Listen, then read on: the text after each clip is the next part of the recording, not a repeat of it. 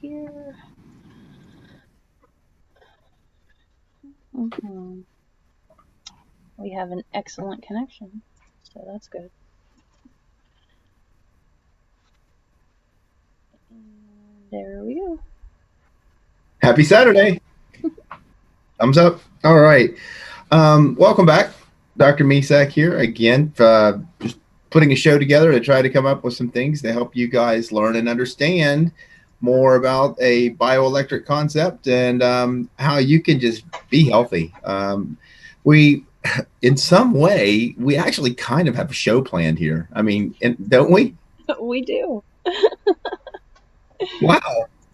This is we're making progress here, and so we are going to review again on how to run your numbers. I mean, we want to show you how easy that is. But I don't know if we have a sample, do we, Madam? Oh, no. Well, I'll be back. So we're gonna, while she's working on that, I hope everything comes out okay, of course. Uh, I am going to start with a good verse. When we always, I love the Bible app. As I said, today is Matthew 4:4. Jesus answered, "It is written, man shall not live on bread alone, but on every word that comes from the mouth of God." And that's true. I mean, it's what gets us through. And we can really get deep and talk about the concept of Tesla and how everything is frequency and vibration when it comes down to. And then you think about the fact that God is in and of all things before and after. He spans time. He's omniscient, omnipresent, and so he's everywhere. And so how could that be? I mean, it's got to be some type of frequency. So are you tuned in? Interesting way of looking at it, right? And so what is the word of God? It's frequency, it's vibration. It spoke everything into existence. It started the fabric of all of what we are. Interesting, right?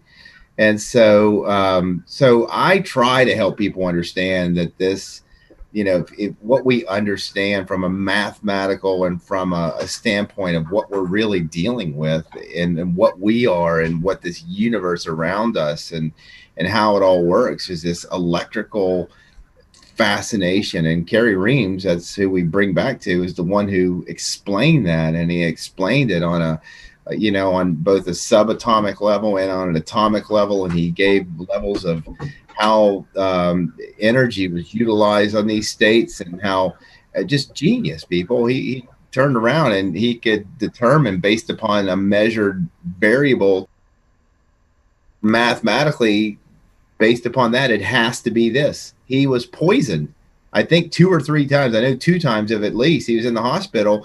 His daughter ran his numbers, and he knew exactly what he was poisoned by and exactly what he needed to do in order to neutralize and get better from that poison. How is that? Because everything was explained by math, and he broke it down to the periodic table. And dang, where's all that information? Where's his 50 years of research that they walked away from it at his place in Georgia? What happened to all those boxes of information? Did somebody just turn around and say, hey, we stored these for 5-10 years, and it seems like that stuff's passed, go throw it in a dumpster? I mean, can you imagine what we could do with a list of, thousands upon thousands of frequencies associated with food or chemicals? Or his own notes of how to put together the mathematics to explain what you are.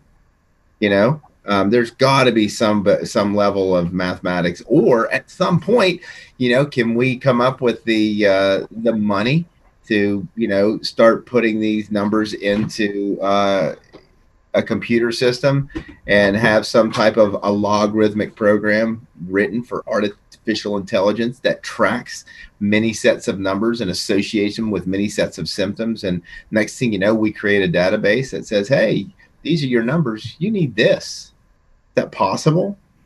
Hell, I think it is. I think they were showing us on Star Trek a little bit of the future with biophotonic scanners. Go to the medical room, and the doc would sit there and just scan them, and they'd say, oh, you have this. Let me, boom, I'm going to reset this configuration. Now we're going to feed back energy at you. I know what frequencies are imbalanced. Now I'm going to feed you canceling frequencies from a mathematical perspective and shoot it back into you. Okay. Oh, you're going to be a little bit tired. You need to rest for the next day because your body has to go and transform and process that crap out. Possible? Interesting, right? And so how do we look into that? You know, one of the way we look into it is what I try to teach you guys with looking at these numbers and how to do them and what they mean and what they're telling us. It's a system of measurement is what it is. And if you start understanding what you are measuring and the information that that tells you, you can change your life. Fully change your life. Are we ready to run those? Am I just to walk over there and do it, or you're going to join me? You're going to mute that and put it in here, and then we'll go in there. Did you hear that? I'm getting muted. So while I get muted, Annie's going to go and get everything set up, and I am going to run back, and we're going to go to an iPad. It looks like the iPad's turned off right now. No, Annie? It's just thrown in another room. It's thrown down on a thing so you can't, like, it looks black. It's on. Oh, okay. Let's see. I wanted to share this within one group of Facebook. So I can do that while we're standing in there. Okay. I'm ready. We are good to go. We've got about 16 folks on. People are saying good morning. Yeah, I'm going to check that right now. All right. So. Good morning. We're gonna, actually, you're going to take your laptop and you're going to go into the front office and leave it in there.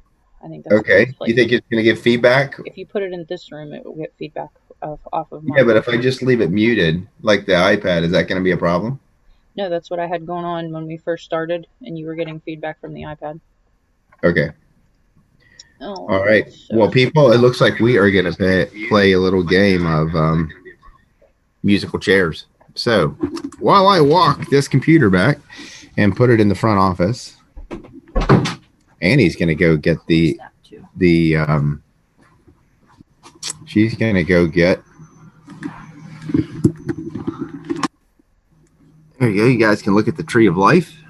I'm going to hit mute. I hope you're enjoying this, right? And Annie, you're going to pick up. Yep. We have it in here. All right. Hi. Happy Saturday. Okay, so those of you who hear me about running the numbers and are in some way overwhelmed at the capacity of can I actually do this myself is probably part of it. You need to see how simple this is. You know, there's a on the YouTube channel, if you go, you'll see that we have these whiteboard ads that kind of explain it. And it's, you know, it's drawn and walks you through where to write it down, how to go through. But some people are like, hey, we need to actually see that. I'm visual. Can you do this? And we did it once before and holding the camera still. And so we're trying a new approach and using a tablet today. And so if you guys give feedback that you can see everything or whatever, and Annie's going to try to zoom in and zoom out here in a second. And then after we do this, we're going to actually have a guest later on today. And somebody who's done RBTI for a while and just going to kind of give his perspectives on, you know, what RBTI has done and how it's helped change his life. So first thing, if you're going to run, you got to have your equipment. And so when you turn around, we actually suggest that people get a consistent equipment. Historically, some people used, when Reams did it, they used colors and they'd actually use the bromethymol blue and the reagents to actually mix with the urine and and you're mixing the chemical reagents and looking for color changes to determine pH. And today we use meters. And so when we're getting, you know, I try to suggest people always get the same meters. For the pH, we used Hariba. It's called the EC22. But one of the first things you have to do to start your numbers is get spit. And Annie's been saving it up or something here. So you have somebody spit in here.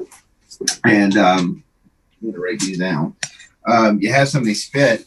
Oh, look at that. 6. And the meter will come over. You're just a little low, 6.37.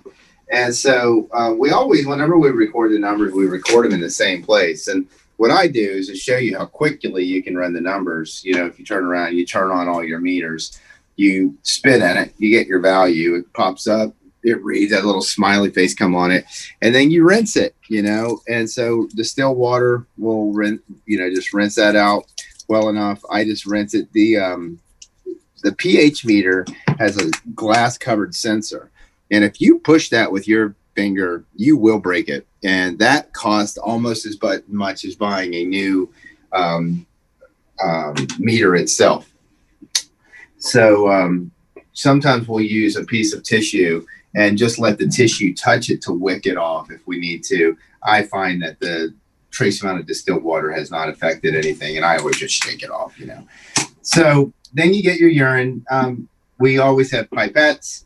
You set it up. You have your pH meter, your conductivity meter, your refractometer. There are various types of refractometers. I don't have one of the other digital ones out here, or a manual one to show you. But basically, you know, you take your urine sample and you add it to all of your meters.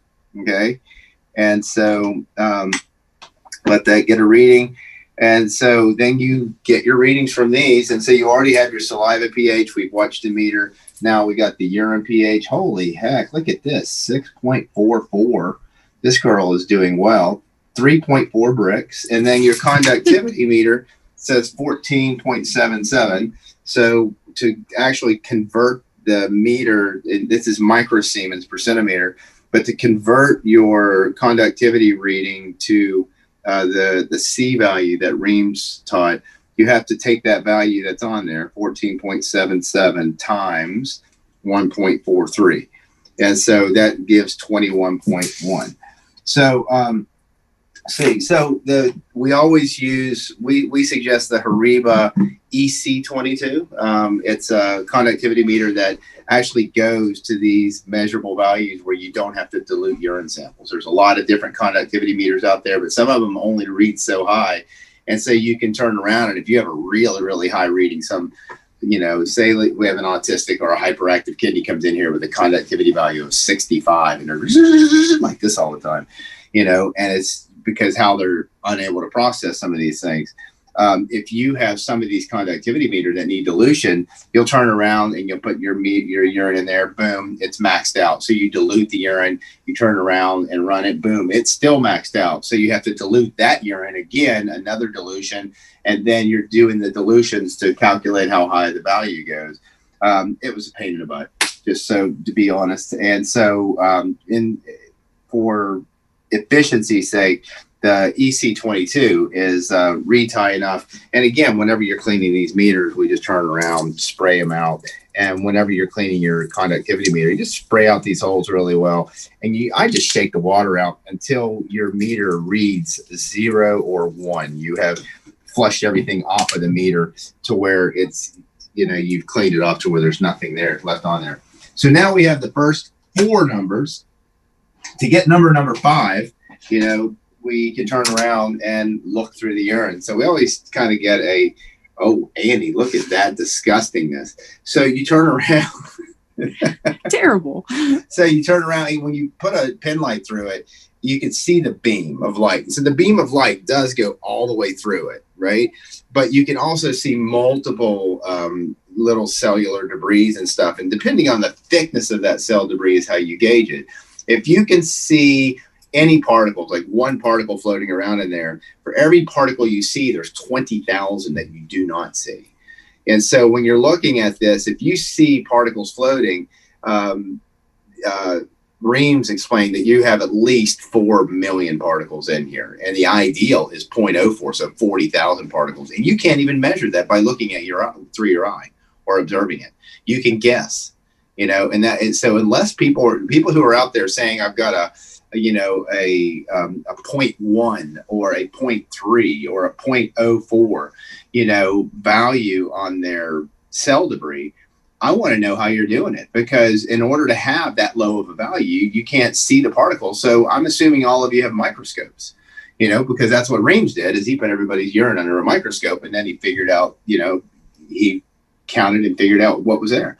So you look, you see all those particles floating around. That's a good 4 plus. If you can have the beam of light make it all the way through, it's at least a 4M. Or, it's clear enough to where I should say it's 4M or less.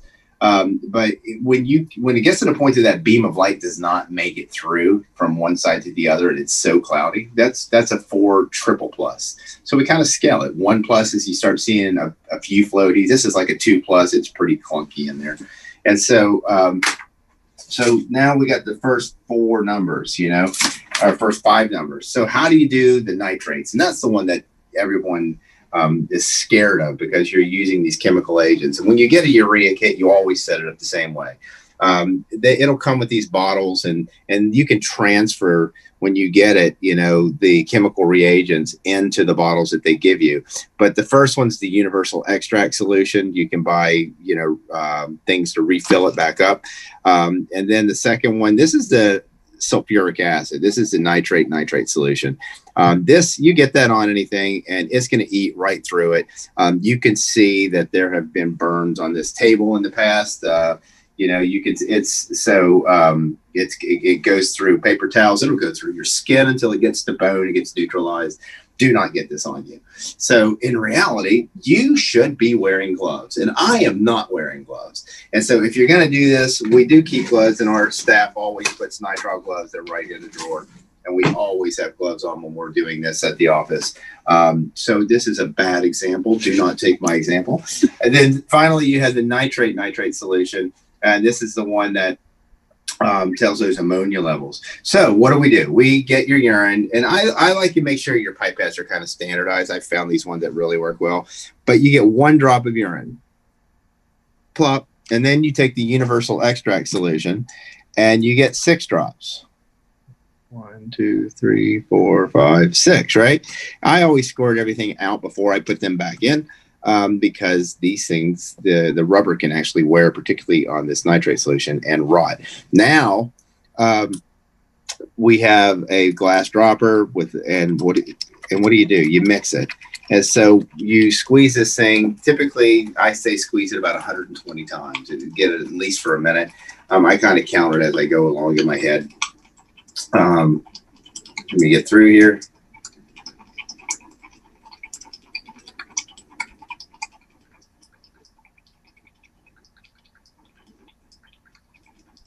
And so once you get it at least 120 times, you get 1 drop of this. And we'll move this urine out of the way. And you put a drop in 2 different wells. Okay. So 1, 2 on your marble plate that they give you. And so first you take I always do it first, the acid, the sulfuric acid. When I get this thing out, people, I tip it. I make sure it's not dripping on anything. I go slow. And then you come over directly to a well and you put 4 drops, north, east, south, west, and then squeeze that back in there before you close that up. Okay. And then you get your ammonia nitrate solution. You do the same thing. 1, north, west, south, that's west. You know what I mean. Dang it. Okay, so then we set our timer 5 minutes, and we wait 5 minutes for those to observe the color changes in here. So the nitrate solution, the blue always goes on the top when you're writing your numbers out, and the ammonia nitrate solution goes on the bottom. Now, the ammonia nitrate solution you can read in 30 to 45 seconds.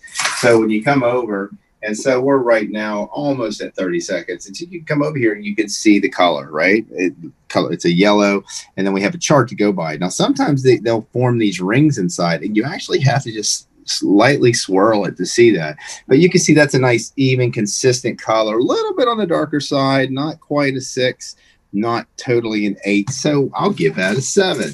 And you put that on the bottom. Okay, that's your ammonia waste, and that's the one that's toxic. Now, what do? Dang it, we got to wait for 4 more minutes. So while we're waiting, I clean up all my meters. I just come over here and get everything cleaned up, and so that way when I'm actually done at 8 minutes or 5 minutes, once that's done, everything is already completely run. Okay, and so clean them up, turn them off, get them put away. Are you having fun yet? Are we having thumbs up? Yes. Good. We are. Excellent. All right. So, and then, but in our office, we do two other things. Okay. We do what's one called a urinary analysis. And these machines are great. They're cheap. They're only about $130. You buy testing strips. There's 100 strips in here. And these aren't, I mean, I think the refill strips are, you can buy these on Amazon and stuff yourself without having the machine. It's an SG10. It's 10 parameter urinary analysis. And you take this, it's called a dipstick for a reason. You dip it in the urine. And then at 1 minute, you can turn around and hold this up. And then you can go across and see the color variation. And you get your values from everything from your white blood cells, nitrates, urobilinogen, protein, pH, blood, specific gravity, ketones, bilirubin, and glucose. So, hey, am I spilling sugar? Am I spilling protein? Am I dumping ketones? Am I ketogenic? Is that specific gravity will be higher, correlate with high Brix values because the Brix is like the total dissolved solids. So what we do is we just take this thing. First, I'm going to just set this menu, start, and we're going to wait this to come out. And when you do a dipstick, it's pretty simple. You dip it, and then I put it on the testing equipment and start the test. And so we just go in here, we get the urine on it, tap it off, and then put it on the testing thing. Like I said, these machines are going to run the value for me. But the other thing we do is a vitamin C test. Same thing. We dip this in the urine, tap it off, and I just let this sit on here because this has to run for 1 minute. Well, so does this. So I got 45 seconds. So when this is printing off, I know this value is ready. These are something else because if you look at RBTI, there's a huge aspect in association with vitamin C utilization. I've done a show on vitamin C. Reem said that essentially your vitamin C levels directly associate with where you are energetically and how your body's utilizing that vitamin C. And so what's available right now are saturation tests. And we get these, they're called Merit Check 3. Okay, Merit Check 3. And you can get these on Amazon. Dang, I should sell the dang things and you guys can give me a couple extra bucks for carrying them. But they give you pH, ketones, and vitamin C. And so I like to do a vitamin C saturation. So meaning so that's going in at 45 seconds. And you can read this at 30 to 45. The vitamin C is at the bottom. And right now hers is, you can see 0 is really dark green. It's 10, 25, 50, and 100, right? Yes. And so right there, we can see it's a little bit green, but it's got the outline of this other one happening between the 25. So between 10 and 25, we give that a 15. Okay. Woohoo. Woohoo. And the thing about vitamin C status is like, if you're peeing out 75 to 100 on that, then you're peeing out because you got more than your body needs at that moment. You're saturated. I don't need all this, so I can allow it to leave, and because it's not being used. Or I'm just so stinking inefficient that my body has its vitamin C, but it's just passing out because I can't use it in that capacity. So urinary analysis comes out, and instead of me holding it up, you can turn around. Ours comes out with the values and shows where they are. You'll always see specific gravity, pH, and urobilinogen, which is associated with liver, those associations. But hey, timer's off. So what do? We come over here and we look at the blue, right? And so you come down and you look at the blue. Now, one thing about the blue, you can see, I like to swirl it around to get a nice one, but you can see there's a light shade of blue going all the way through it. We can add a little bit more light to that if we need to, but you can see a light shade of blue going all the way through it. And then that ring that's in there. So you come over and say, well, the blue is going through the whole thing. And that ring is not that really small, but not all the way on the outside. So we'd say a 7. Okay. So now we have all of our numbers, we wrote them down, and including that, we have a urinary analysis. And so we can turn around and say, okay, why do I run a urinary analysis? Why do I run vitamin C levels? What am I needing to do? Turn this light off? Yes. Yes. She's sitting there pointing at me, but she's not telling me. She's like, so, a urinary analysis, you will see that the values of what's coming out your urine will correlate. When you have a double or a triple plus, and you have a high ammonia, and that ammonia value goes like 8 or 9 or 10, you'll see that you're dumping protein, and then you'll do a urinary analysis, and there will be protein in the urine. You know, when you see high Brix values of 6, you know, over 7, 7.5, and people are diabetics, you'll come over and you'll see that they're passing glucose out in their urine. You know, so it just tells you if you're putting stuff out in your urine, there's breakdown occurring. So when you see high cell debris, you see protein coming out in the urine and a little bit of blood coming out in the urine and some white blood cells coming out in the urine, but no nitrates and other things. It's like, there's not an infection, but something, those kidneys are breaking down and you're potentially up for an infection. So it just kind of helps complete the picture. So we have a set of numbers. Can you see those numbers? There you go. And what we're going to do is we're going to go play musical chairs. And I hope this has helped everybody. We will probably just come back and clean this up afterwards because I'm not going to make you watch me clean this up. But at least you know how to run the numbers. And this is important, people, because anybody can do this. You know, the whole thing is this is something practical that if you learn to understand what these numbers are telling you, you can turn around and see, hey, this is out and that explains this symptom. I have an imbalance. I don't have a disease. And so if you learn to make these associations, and then you can say, okay, I need to stop that sea salt. All these symptoms are from high conductivity. You know, so Annie, you're at a 3.5 to 21. So you're at a little over 1 to 6, almost a 1 to 7, but a 1 to 6 ratio on your salt to sugar. So what's going on, Annie? Some chips? Mm-hmm. Potato chips.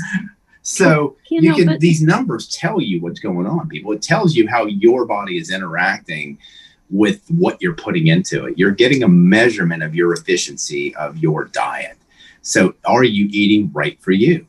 So Annie's over there grinning because I'm busting her, but she did get on me this morning that when I have done my own numbers on the show, how I don't digress or talk into those very much. Just say, I have a sample from someone. It's very rude. All right, let's get back. Let's play some musical chairs. I'm going to go get my computer. And hopefully we will have somebody joining us here in a minute. Yes.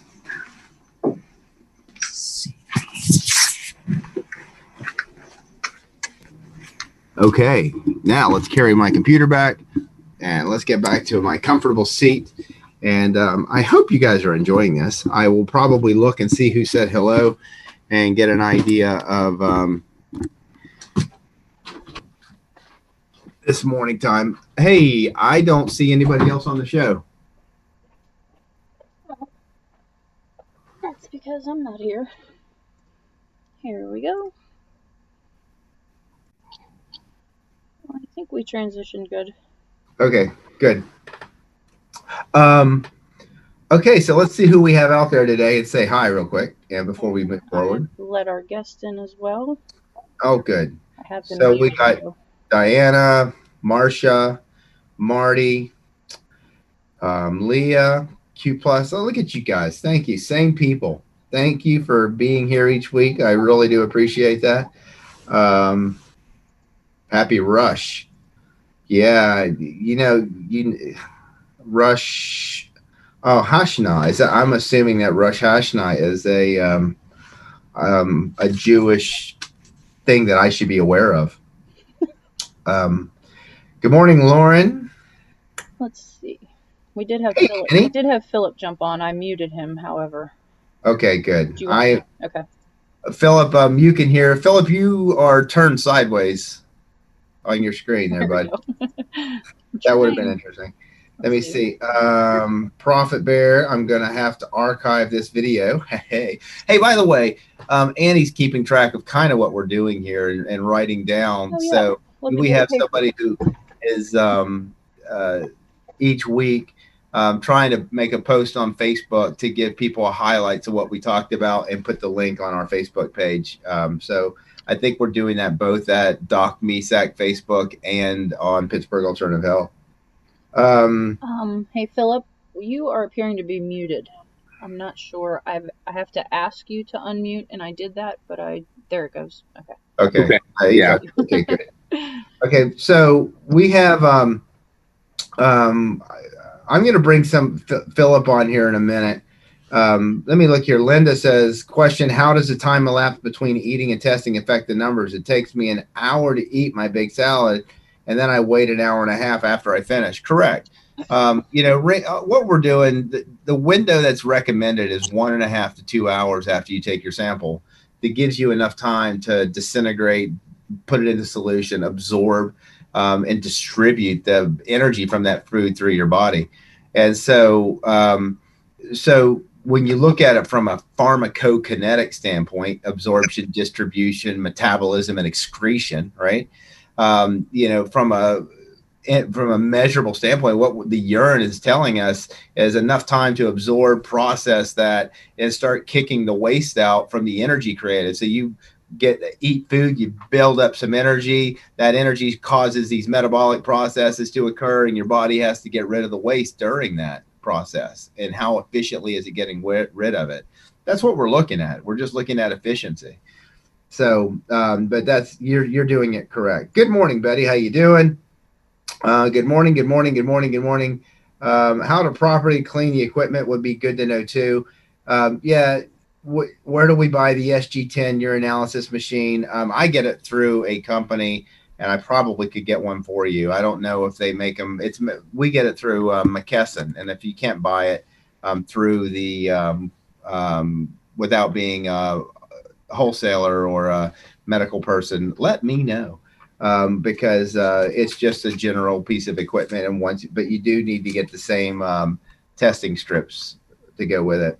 So I have a guest today. His name is Philip, and Philip, are you there? Yeah, I'm here. Okay, good. I want to thank you. Thank you for coming on, Philip. I mean, I have your chart here, and I don't want to turn around, put you on the spot or anything. And Philip wants to come on and give me some kudos, but in reality, I asked Philip because when you start learning about this bioelectric chemistry stuff and RBTI, you're going to find that Reams was very legalistic and rule oriented. Let's put your body in a rhythm. Let's drink at the same time. Let's eat at the same times. It was very regimented. And so what I found when I was first introduced to RBTI, I was like, oh my God, this stuff is amazing if this is true. And so I started living the best that I could, checking my numbers and be like, wow, when I feel my best, my numbers are their best, but I couldn't do it. The practicality of living on a clock and look how to figure out and eating consistently and not cheating and whatever, I just couldn't do it. I was getting measurements of having a bad lifestyle, and seeing that I couldn't maintain it. And rarely did I find that I'd have a client who would do whatever it took, who would live that. You'd see a compliance rate with the traditional RBTI aspect less than 5%. People are like, I'm mostly getting it in there stuff. So that's where I've kind of said, hey, let's measure by using the analysis what you are doing and when you're more efficient and when you're not. Let's look at cause and effect in those numbers. And that's how I learned to drink the lemon with the meals, and I could still see a healthy energy response versus drinking lemonade all day long and not knowing when that person can or can't based upon the crappiness of their diet, And so then you have people like Philip come on, and Philip is somebody who, you tell me to do it, I'm going to do it. And he was working with RBTI for quite some time before he came to me. And Philip, if you just want to give your kind of like lowdown welcome history of what's going on, and let's just chat a little bit. Sure. Yeah, I started RBTI originally back in 2011 and 12, and was foolish and stopped. I bought a test kit for someone else because the doctors couldn't figure out what was wrong with him. So I just arbitrarily tested myself for the heck of it. Let's just do this.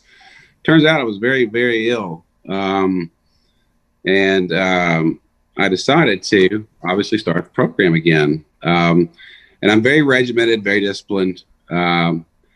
and my numbers were improving. However, I had a couple of numbers that just wouldn't budge. Mainly my urine and my saliva pH. I just couldn't get them to go up. I was a very acidic person, and so I called Dr. Misak, and he tweaked some of my supplements and some of my schedules.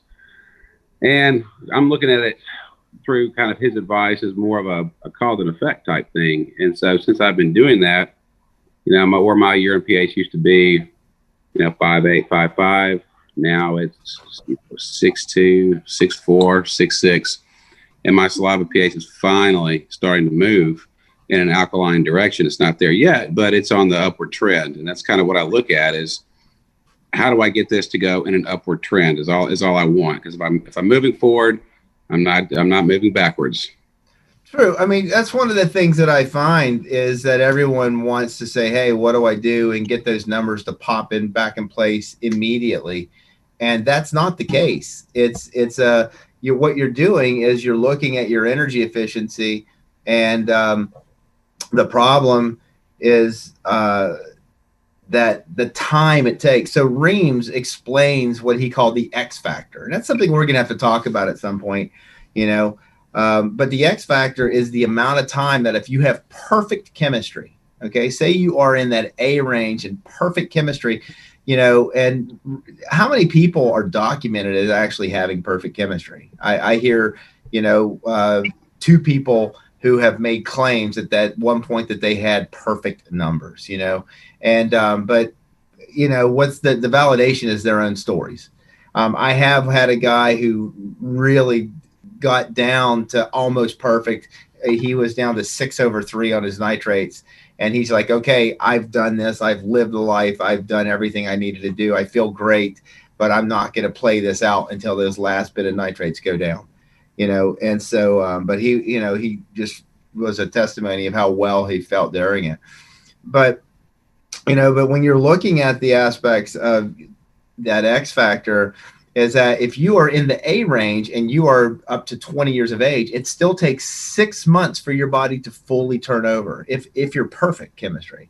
So in reality, these less than 20-year-olds that come into my office, I'm like, you're looking at 6 to 9 months to watch your body get better overall, even with crappy chemistry. But at least to give you a perspective, you might be looking at 6 to 12 months. When you get to 20 to 40, okay, now we want to the next level. So the X factor is every 20 years, it doubles the amount of energy required. That doesn't mean double your supplements. It means that you have to become either more efficient or it's going to take longer. So then you're looking at, okay, 12 to 18 months. 40 to 60, we're looking at, that about 2 years, 20 to 24, 24 to 30 months. When we're looking at, 60 to 80, oh my God, now we're at over 3 years. When we're looking at 80-year-olds, we're looking at a 5-year process of that energy being in a healthy range to consistently be fixing versus on a downslide, and so some people come in and they think that, okay, 40 to 60 years of age or something in that regard, that, okay, I'm going to do this. And I did it for 6 months and I feel great. This is, you gave me my life back. And then they just trickle back to their own lifestyle. And I'm like, no, you got to keep doing this because you're building your reserves. You're trying to prevent yourself from having a slow and steady breakdown. This is a slow and steady process. So that's the difference in restorative health versus just taking something to feel better or even naturally. So say, hey, we can't call it a cure, right? So let's call it restoration. How do you get your body back to an optimal level? And what we're doing is measuring it. So, Philip, you're sitting here telling us that in 2011, you started RBTI. You just started with me, dude, back, oh my God, this hasn't been very long. April, May. You just started with me at the end of May. Right. And so you had been working with another RBTI practitioner since 2011? Well, no, I quit in 2012 and didn't pick it back up until April of 2017, I believe. Okay. And so, yeah. Okay, so from 17 to 20, that's 3 years that you were doing RBTI with somebody, and kind of tell us the regimen that you were going through while you were trying to get your numbers to move. What were you doing? Yeah, I really I stayed away from all the no foods. It was very very vehemently. And to this day I still read food labels and everything else. Of course I did my lemon on the hour for 8 hours a day, water on the half hour for 8 hours a day. So for 3 years you were alternating every half hour lemon and water. Yeah. Mm-hmm. Okay. I set a timer on my phone in the beginning, and it kind of just after a while, you don't even need the timer. You just start drinking and taking the minerals with my meals, and taking vitamins in between my meals, and that's really it. I tried to rest a lot because my energy levels were so low. Okay. And so, but even while doing that for 3 years, your energy levels were low. Yeah, I felt bad consistently for the first year and a half. So why'd you keep doing it? Well, I mean, oh my God, you're doing this regimen, living a very strict lifestyle. Mm-hmm. Why did you say, okay, this has got to work? Wow, we always have this statement that if you keep doing the same thing and expect a different result, that's a definition, right? Yeah. Okay.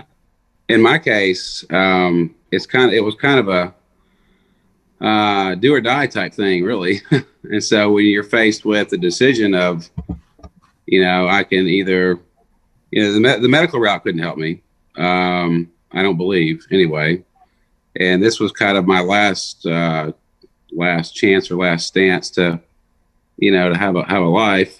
Obviously I felt too young to pass. And so, when you're faced with that decision of I'm going to be disciplined or not, it's a pretty easy decision to make. But at the same time, some of my numbers they just weren't moving up. And so, and they have to move up, or you're doing something wrong. Okay. So you came to me, you were taking these things, and I remember going through and just looking at what you were taking and be like, okay, we're not going to push the numbers here. And we started talking about foods and measuring foods, and because you had your own set of numbers, and I go back and look, and you're running your numbers every week, mm-hmm. and so because it takes 7 to 10 days for a true change to be reflected in those numbers, and your numbers were not good. Your sugars consistently bad. Those pHs really. Your saliva pH 5.5, 5.8 consistently, 5.7. That's about as high as what you ever got it.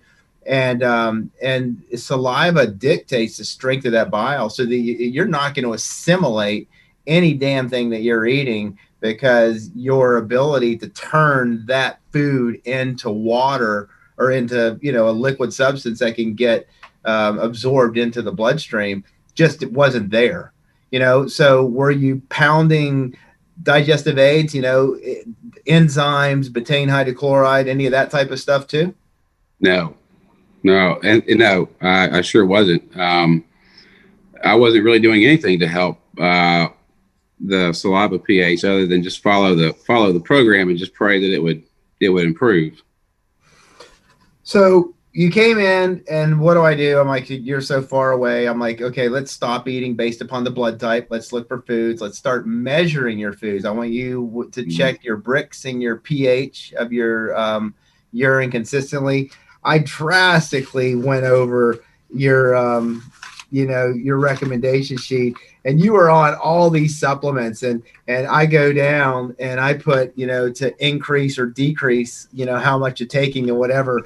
And, I'm just like, decrease this, stop this, decrease this. Oh, you need a little bit more B12, decrease this. I was just, I gave you a drastic change from what you had been doing for 3 years. So how long before things started changing, and what have you experienced as far as, what we've done? Well, it wasn't very long. I would say a couple of months, maybe not even that. My urine pH started to consistently creep up. And, that's, everybody wants the coveted 6'4".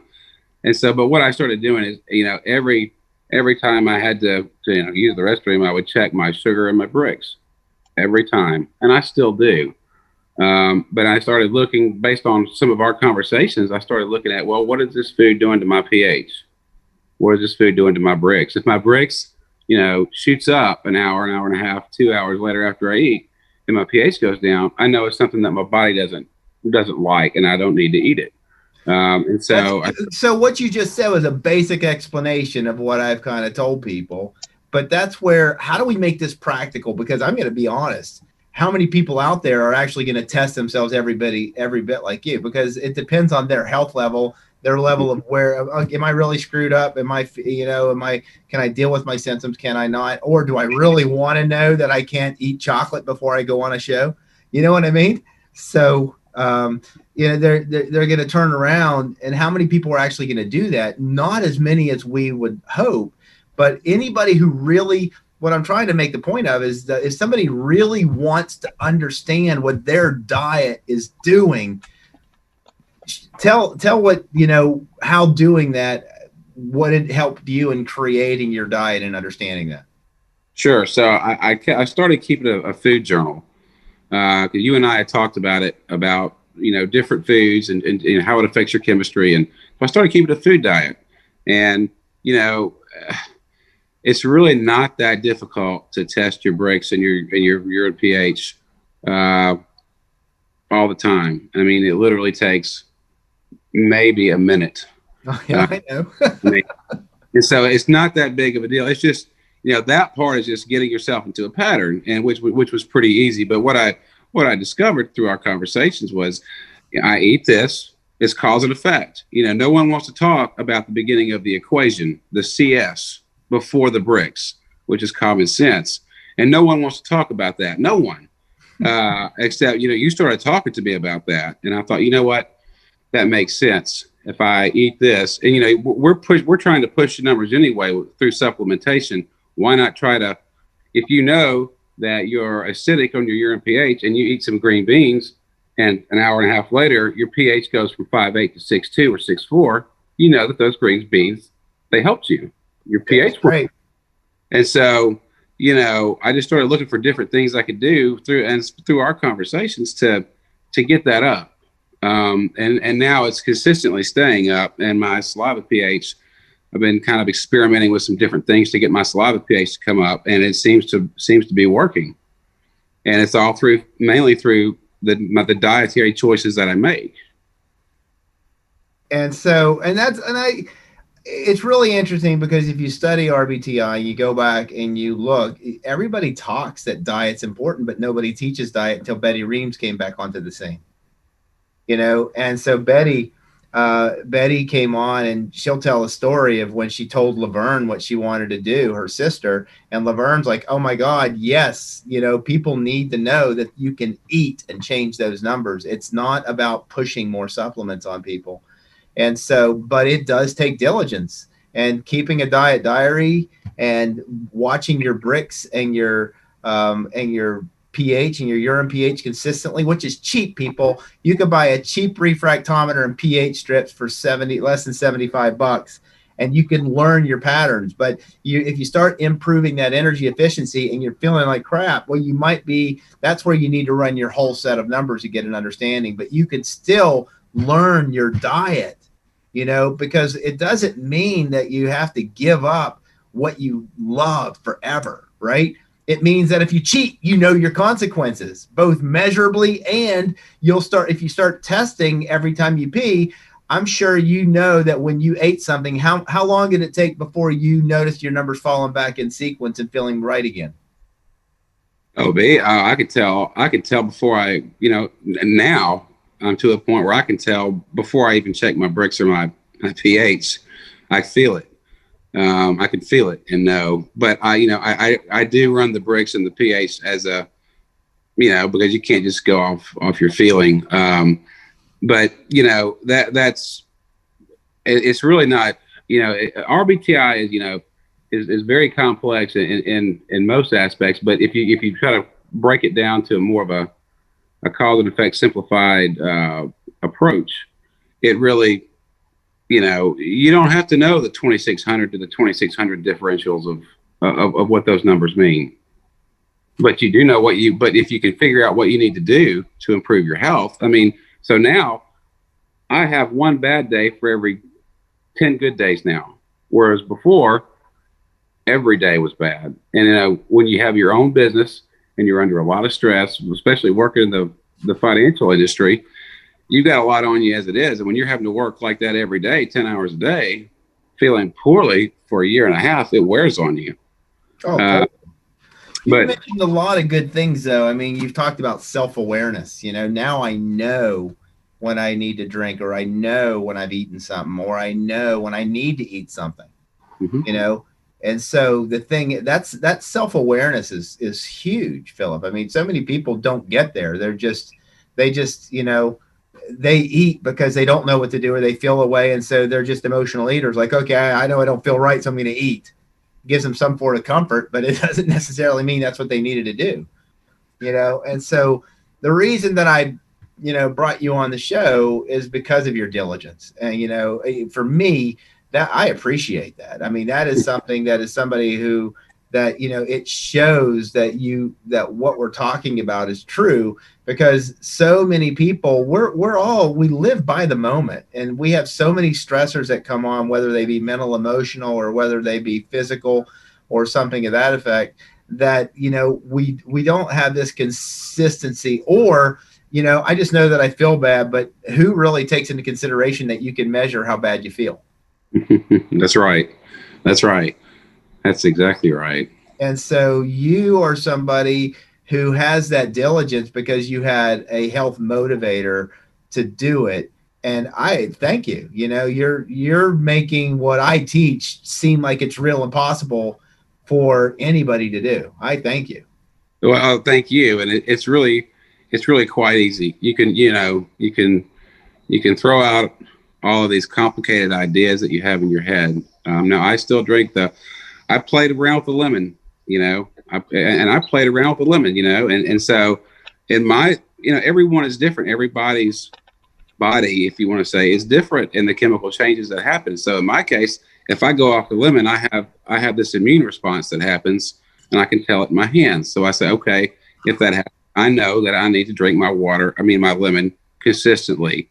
And on my water, when I first started, listen, my sugar was so low all the time. I thought my teeth were going to rot out. I had to put sugar under my tongue all the time, or honey, or some sugar under my tongue, because my Brix would be, 0.4, 0.3, 0.2. And now I've had 2 chemistry changes.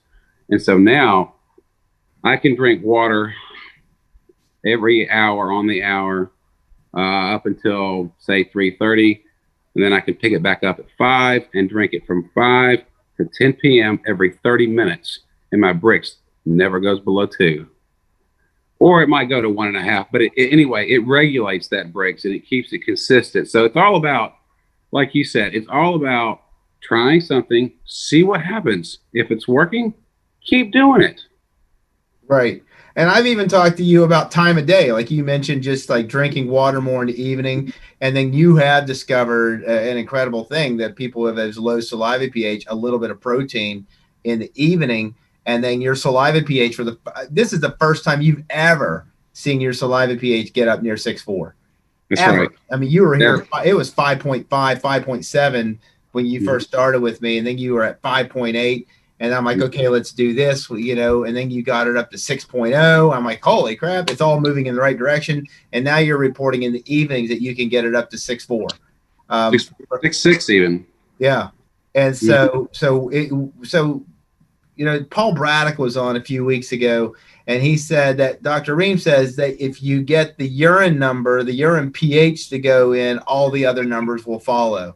because you're looking, so you're controlling the potential energy, and by keeping your bricks where it needs to be, so that energy's all the way always available, the oxygen's always available, the overall efficiency pH, that urine pH, you've learned now how to eat, and we've changed your supplements around a little bit to keep that right where it's supposed to be in that healing range. And what are you seeing?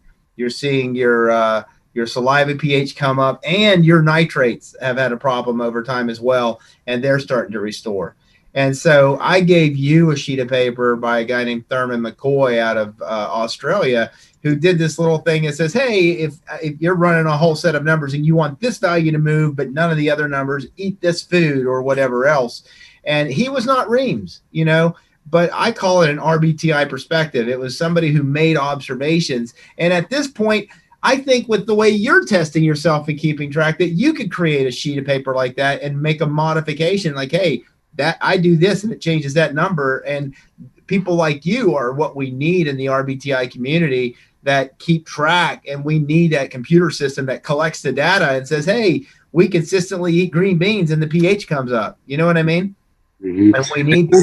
And something else that really helped is that, so I got an infection, and I don't get real personal with this stuff, but I had gotten an infection, and I went to my doctor, and I've never had this kind of infection before. And I went to my MD because it caused a fair amount of pain. And he told me, this is what you have. Here's 2 months of antibiotics, and that's no guarantee. That's probably not going to knock it out. You could be on these antibiotics for 6 months or more. And so I called Dr. Misak and I said, look, he's wanting me to take this medicine. I can't take any calciums with it 2 hours before or 2 hours after. And since you're a pharmacist, you confirm that. And I said, I can't be without my calciums. I know I have to have them. And so through some different naturopathic ways, my initial problem went away in about a week completely. Now, due to my non-diligence of staying on some of the things I should have stayed on, it comes back from time to time. But if you compare where I was when I went to my MD and tell me it could take up to 6 months, and there's no guarantees, fill up this, that, and the other, to it being completely gone in the first week, and then reoccurring every now and then, that's a big deal. Yeah. You're welcome. That's what you said. Yeah. Thank you. But one of the thing is, Philip, is I haven't got you to come to my office where we can look at your blood. I have talked to you about electrical therapies like Rife and multi-wave oscillators and static generators, and how you can use different devices to electrochemically affect the body and help to clear such infections, So we haven't identified the pattern. We haven't identified what specifically does it, but still the fact of you keeping your chemistry in alignment, you're changing that internal environment is what you're doing. Mm-hmm. And that's helping you. And I'm assuming that when you do see these recurrences, that you are seeing that the numbers move along with it, where the pHs drop back down and those type of things happening. And it's based upon a susceptibility. So if we can keep those numbers in check, you're changing that internal environment so you can gain control. And then in the meantime, we gave you some herbals, and I'm talking to you about electrical therapies, which, but am I making a claim with these electrical therapies? No, I'm telling you, hey, here's another experiment for you, bro. That's right. So right. I think that I hope people have enjoyed this. I should look and see. Is there anything you wanted to add, Philip?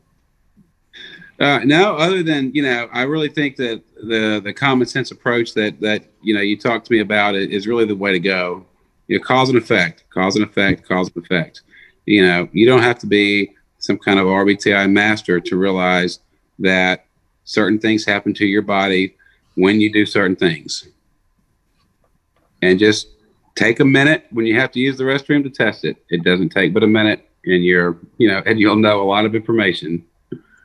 I agree. I thank you. I thank you. I'm looking here, and the only other question I saw was somebody asking, do the months shorten when your numbers improve from Pine Tree? Yes and no.